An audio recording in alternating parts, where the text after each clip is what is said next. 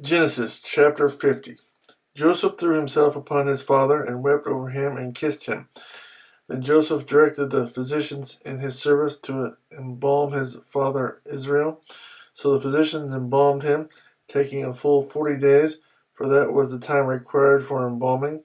And the Egyptians mourned for him 70 days.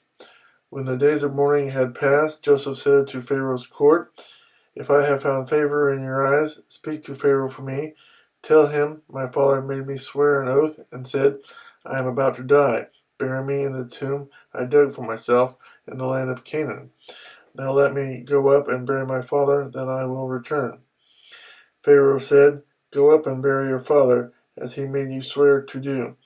So Joseph went up to bury his father. All Pharaoh's officials accompanied him, the dignitaries of his court and all the dignitaries of Egypt, besides all the members of Joseph's household and his brothers and those belonging to his father's household. Only their children and their flocks and herds were left in Goshen. Chariots and horsemen also went up with him. It was a very large company. When they reached the threshing floor of Atad near the Jordan, they lamented loudly and bitterly, and there Joseph observed a 7-day period of mourning for his father.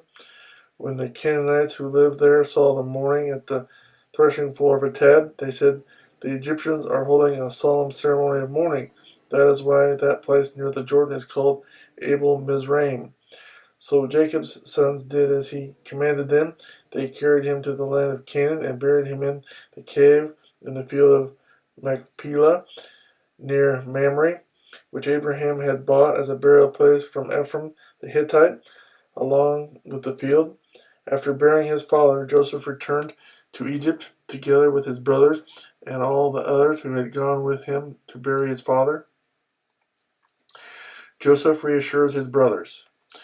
When Joseph's brothers saw that their father was dead, they said, "What does Joseph hold a grudge against us and pays us back for all the wrongs we did to him?"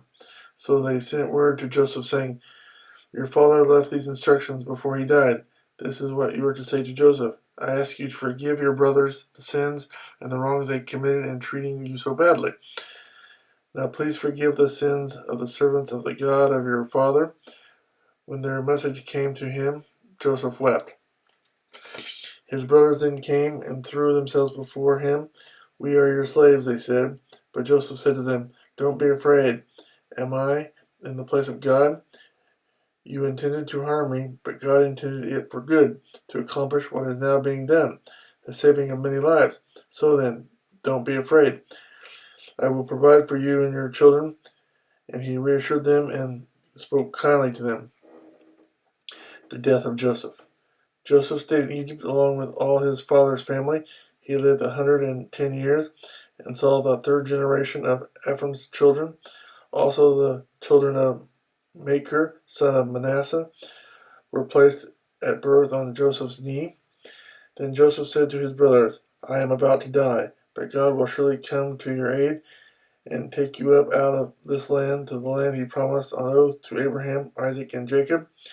And Joseph made the sons of Israel swear an oath and said, "God will surely come to your aid, and then you must carry my bones up from this place." So Joseph died at the age of 110, and after they embalmed him, he was placed in a coffin in Egypt.